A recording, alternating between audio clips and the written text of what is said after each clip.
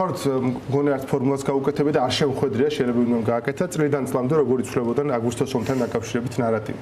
ერთ და იგივე ადამიანები საუბრობდნენ სულად სხვადასხვა რაღაცას, ხო?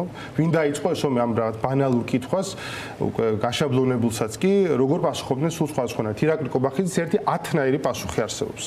თავისთავად რა იყო წლევანდელ რიტორიკაში გამორჩეული, რა დაგამახსოვრდა თქვენ და როგორ შეხვდა საქართველოს აი ამ წლის თავს?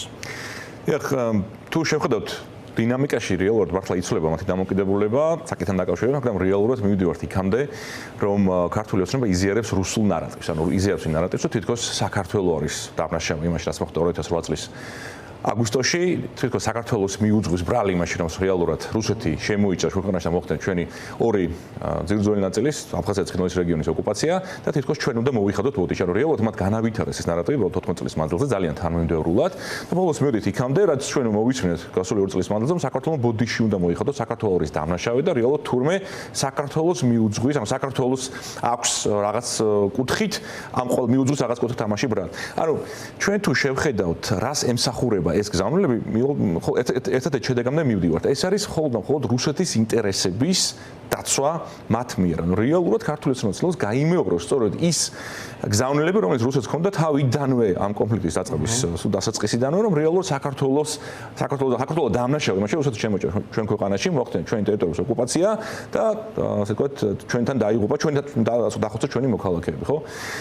რა შედეგი მივიღეთ 14 წლის თავს? მათი ხელისუფლებაში ყოფნის პერიოდში ჩვენ მივიღეთ ეს შედეგი, რომ უკვე ეჭვის ესე ვთქვათ, ნიშნის კითხვის ნიშნები არსებობს იმასთან დაკავშირებით თუ რეალურად რა მოხდა 2008 წლის აგვისტოში, ანუ რეალურად თუ საქართველოს ეგრეთ წოდებული ხელისუფლება აკრიტიკებს ან რაღაც კითხვის ნიშნის ქვეშ აყენებს და იმ საკითხს ცხადია რომ ჩდება ამასთან მიმართებით განსხვავებული შესაბამისი რეაგირება ჩვენ მოვისმენთ ცხინვალის ეგრეთ წოდებული დე-ფაქტო რეჟიმის განცხადებები, მათ პირდაპირ აღიარეს რომ მოითხოვეს პასუხისგებაში მიცემა წინა ხელისუფლების, მათ პირდაპირ ასე ვთქვათ აიღეს ეს ნარატივი იმის გასამართლებლად რომ თითქოს საქართველოს არის დამნაშავე, უბრალოდ ძალიან მარტივი კითხვის დასმა მოგვიწევს იმ მოვლენების შემდეგ, რომელიც განვითარდა 2014 წელს ყირიმში და 2022 წლის 24 თებერვალს უკრაინაში, რომელიც საღადმოაზროვნე ადამიანს შესაძლებელია მიაჩნდეს დღევანდელ დღეს, რომ საქართველოს რაღაცა ფორმით, რაღაცა კუთხით, რაღაცა შესაძლებელი ყოფილიყო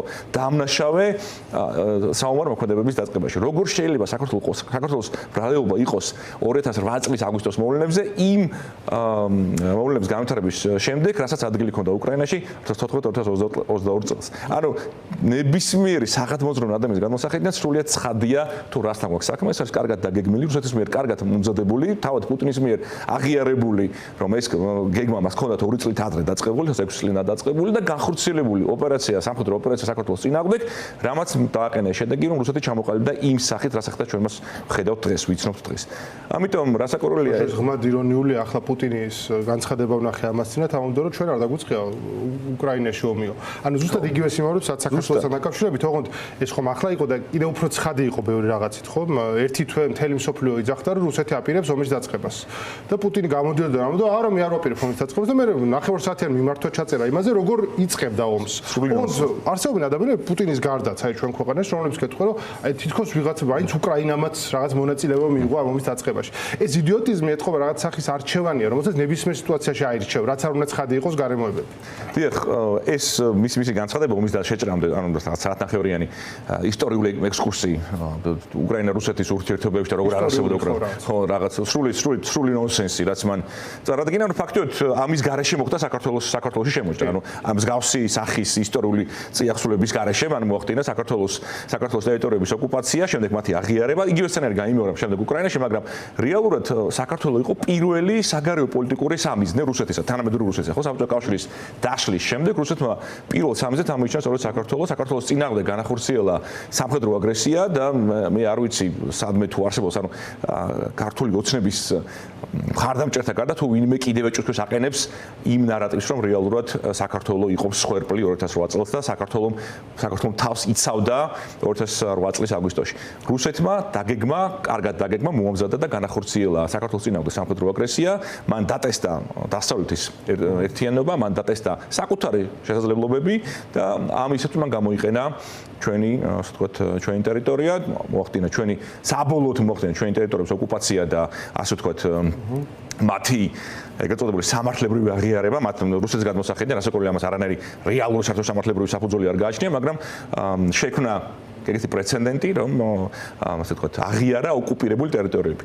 ეს პოლიტიკას მას თავიდან მოაწყალს ჩაუვარდა, ვერ რამდენიმე ქვეყნის გარდა ვერ მოახერხა ამდენი 2008 წლიდან ვერ მოახერხა ეიძულებინა სოფლიოს ერთ-ერთი საღათ მოაზროვნე ქვეყანა, რომ ეს პოლიტიკა გაეგზელებინა, რომ ეღიარებინა ჩვენი ოკუპირებული ტერიტორიები, ანუ თავიდან ბოლომდე განიცადა რუსეთმა კრახი. მაგრამ კიდევ ერთხელ ქართული ოცნების მცდელობა, რომ ამ პროცესში დაადანაშაულოს საქართველოს, დაადანაშაულოს ქართული მხარე არის ჩვენი ქვეყნის წინააღმდეგ მიმართული, ძალიან კონკრეტულად ჩამოყალიბებული ნარატივი, რუსული პოლიტიკის გაგრძელება და რუსული გზავნილის გადმოტანა ქართულ რეალობაში.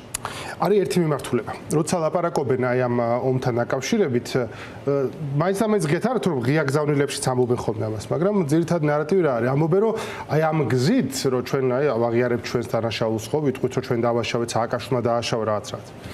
რომ რუსეთი მე ამის საპასუხოდ გადმოდგამს რაღაცა ნაბიჯს, რომ აი ცნობილი ნარატივი, რომ ივანიშვილი ტერიტორიულ მთლიანობას აღადგენს. ხო, რა წინასაარჩევნო დაპირება იყო მის. გორში გამოსვლაც ხო ამაში ჩასვეს, რომ ჩვენ იმიტომ უნდა მოვიხადოთ ბოდიში ოსებთან, რომ აი ეს რაღაც შექმნის ნიადაგს, რომ რუსები რაღაცას მოგცემენ რა.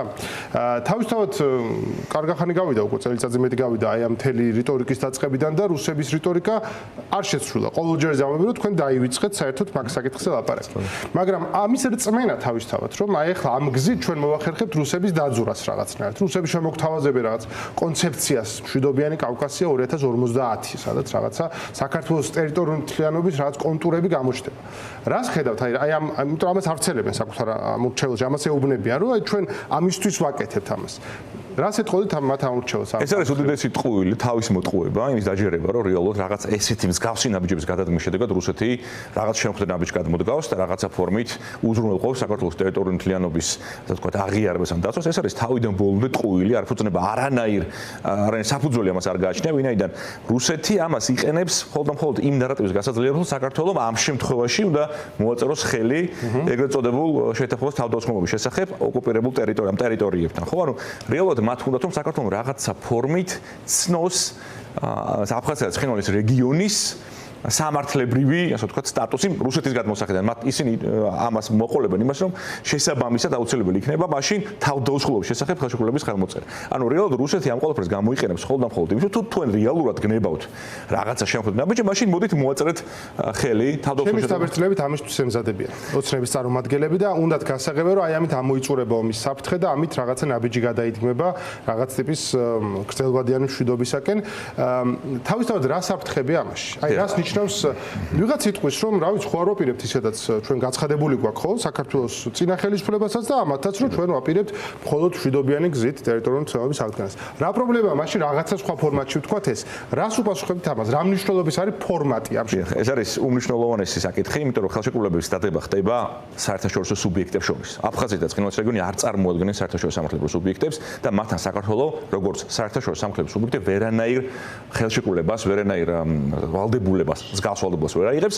ერთადერთი მხარე, რომელთან მიმართებდა საქართველოს შეიძლება ეს ვალდებულება აიღოს, ეს არის რუსეთის ფედერაცია. და ამის შესახებ განგრძობითად კეთდებოდა განცხადებები საქართველოს მხრიდან, რომ ჩვენ მსგავს სახის ხელშეკრულებას დავდებთ მხოლოდ რუსეთთან და არა მათ მარიონეტულ სააკაშვილის განცხადება ევროპარლამენტში. გასაკვირველია. ამ მსგავსი ნაბიჯის გადადგმა ნიშნავს იმას, რომ საქართველოს დე ფაქტო აღიარებს, ფაქტო დე იურე აღიარებს აფხაზეთის და ცხინვალის რეგიონის არსებობს როგორც დამოუკიდებელი სამართლებრივი სუბიექტების. ანუ ფაქტობრივად ეს ნიშნავს იმას, რომ საქართველოს აღიარებს, რომ ისინი წარმოადგენენ საერთაშორისო სამართლებრივ სუბიექტებს და ეს ნიშნავს იმას, რომ ჩვენ ფაქტიურად ვცნობთ მათ, ასე ვთქვათ, დამოუკიდებლობას, მათ, ასე ვთქვათ, ცალკე სუბიექტად არსებობას.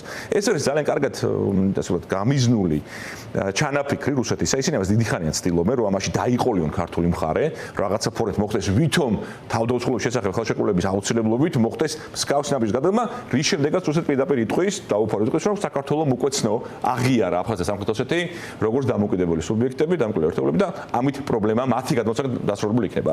ეს მათ გაუხსენს ხელს იქიდან, რომ მათ უფრო აქტიურად გააგრძელონ უწოდებული აღიარების პოლიტიკა, მათ ამ ხელშეკრულების გეგმით ხელშეკრულების ხელმოწერის შემდეგ ექნება საფუძველო ესაუბრო მთელ მსოფლიოს, რომ საქართველოს თავად დადო ხელშეკრულება მათთან, შესაბამისად მათ მიერ აღიარებულია ეს ორი წარმონაქმნი როგორც დამოუკიდებელი ერთეული, ამიტომ არანაირი პრობლემა არ არსებობს, რომ სხვა ქვეყნებმაც ცნონ მათი დამოუკიდებლობა. ანუ ეს არის ძალიან მზაკრული ნაბიჯი, რომლის გადადგმა ეს ნიშნავს აფხაზეთის და სამხრეთ ოსეთის აღიარებას. რასაკვირველია, ეს ნიშნავს იმას, რომ არის თქმას ტერიტორიულ მთლიანობას. რასაკვირველია, ეს ნიშნავს საქართველოს სუვერენიტეტსა და ტერიტორიულ მთლიანობაზე ცალსახად უარის ხმას. ამისთვის თუ ემზადება ქართული ოცნება, ეს ნიშნავს, ეს არის ყველაზე დიდი მოღალატებრივი ნაბიჯი, რომელიც შეუძლიათ მათ განახორციელონ, მაგრამ ვფიქრობ, რომ ამაზეც ალბათ რაღაცისთვის ემზადებიან აშკარად, უბრალოდ ხელს უშლით აი ამ გზაზე არსებული განწყობები ქვეყანაში. მათ შორის საკუთარ ამორჩეველშიც, ხო? ის რომ რუსეთთან ომი რო არ გვინდა, ეს საყოველთაო მოცემულობა არის. არ ვიცი, ადამიანები საქართველოში იძახიან, რომ მე მინდა რუსეთთან ომი.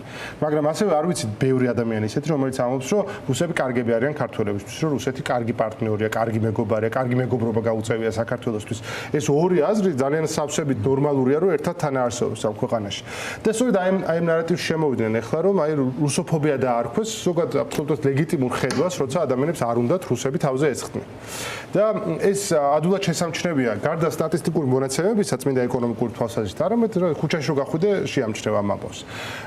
ამ ნაწილსაც რო უპასუხოთ, რა არის ბალანსი სწორი, რომ ერთი მხრივ წმინდა ეკონომიკურ ნაწილში გამოიყენო ეს შესაძლებლობა, რასაც რუსი ტურისტი ქვია, რასაც რუსული ბაზარი ქვია მათ შორის, თუ გაქვს. მაგრამ მეორე მხრივ საკუთარი ხელით არ გადასცე იარაღი რუსეთს, როცა მოუნდება მოგახჩოს. აი მე მენიშნა ეხა ოცნებასთან რუსებს რა პრობლემა აქვს? თუ არაფერი. მაგრამ გამოვიდა ლავროვი მაინც და ისე რა, მაინც ერთი მუხარა გამოუშვა, თქვენ ხო გახსოვთ სოფლის მეურნეობის პროდუქცია ჩვენზე რო არის მოგმული. ანუ არ არსებულ ნიადაგზე უკვე მუხარა დაიწყო აი ამ რაღაცა ქართული ღვინის საკითხით. და რამე რო იყოს მართლა, ხო, თქვა, ხო წარმოგიდგენია ამას როგორ გამოიყენებენ. ანუ ოღონდ ეს იყო მოცემულობა, რომელიც 15 წლის წინ არ იდგა. 15 წლის წინ რუსეთს ეს ბერკეტი არ ქონდა. ამათ მისცეს ეს ბერკეტი. რას ვასწრებთ აი ამ ბალანსთან დაკავშირებით? დიახ, ჯერ ერთი დავწყოთ იქიდან, რომ ქართულ მოცემამ ხელოვნურად შექმნა ეს დამოკიდებულება რუსეთზე, რის აუცილებლად ნამდვილად არ არსებობდა. ჩვენ ქონდა ევროკავშირთან ხელმოწერილი ხელშეკრულება ღრმადად ყოველწლიური თავისუფალი ვაჭრობის შესახებ, რაც გვიხსნა გზას ჩვენ ევროპულ ბაზარზე და ეს მიმართულება განევითარებინა ნებისმიერ პროეროვნულ, პროქართულ ხელისუფლებას, მათ ამის შესაძლებლობა ჰქონდათ, მათ ეს არ გააკეთეს. მათ ეს მიზან მიმართულად შექმნეს დამოკიდებულება რუსეთზე, ისიც ჩამოაყალიბეს სწორედ ეკონომიკური ბერკეტი, რომელსაც რუსეთი ყოველთვის იყენებს გამონაკლისის გარეშე, იყენებს პოლიტიკური მიზნებისთვის. საქართველოს იყო ამ შემთხვევაში ერთ-ერთი პირველი ქვეყანა, რომლის წინააღმდეგაც რუსეთმა გამოიყენა ეკონომიკური ბერკეტი 2006 წლიდან მოყოლებული, შემდეგ იყო მოლდოვა, თუ გახსოვთ, ანალოგიური სცენარი ზუსტადაც რომ დაბლოკა სტანდარტების დაცვის შესაბამისო სააგენტომ რუსეთში დაბლოკა მოლდოვის ღვინო უხარისხობის გამო, ანუ იდენტურად ვითარდება ხოლმე, შემდეგ იყო უკრაინა, მაგრამ ეს სცენარიც დაიტესტა საქართველოში. ანუ რეალურად საქართველოს ქონდა შესაძლებლობა, რომ განევითარებინა დივერსიფიცირება მოეხდინა საკუთარი ბაზრის. ანუ მოეხდინა რასაკვირველია, თუ არის ამის შესაძლებლობა და თუ ეს არის ხელსაყრელი სარფიანი ვაჭრობის წარმოება რუსეთთან, ეს გასაკეთებელია, მაგრამ ეს არ ნიშნავს იმას, რომ შენ თავიდან ბოლომდე მოახდინო შენ ხელოვნურად შექმნა დამოკიდებულება რუსეთზე სასიცოცხლო მნიშვნელობის პროდუქტებზე. თქვენ დაიწყეთ საუბარი იმაზე, რომ ხორბლის ძალიან დიდი რაოდენობა, საწვავის დიდი რაოდენობა, გაზის და ასე შემდეგ. ანუ ეს ხდება თანმიმდევრულად, ხდება აი ამ ხელოვნურად ხდება ამ ბერკეტის გაჩენა რუსეთის ხელში, რაც გამოიწვევს საბოლოო ჯამში იმას, რომ როდესაც ამის აუცილებლობა იქნება, რუსეთი ამას გამოიყენებს საკუთარი პოლიტიკური მიზნების მისაღწევად და საქართველოს დატოვებს სწორად რომ აი ამ უნიშნულო პროდუქტებისა და ენერგომატარებლების გარეშე. ანუ იუაჭრე, ითანამშრომლე. ცხადია. მოგება ნახე. იმანაც ნახოს მოგება ვაჭრობაში კი ბატონო, მაგრამ ნუ მისცემ ბერკეტს, რითიც მოგახჩობს, იმიტომ რომ სხვანაირი შესაძლებლობას უჩენ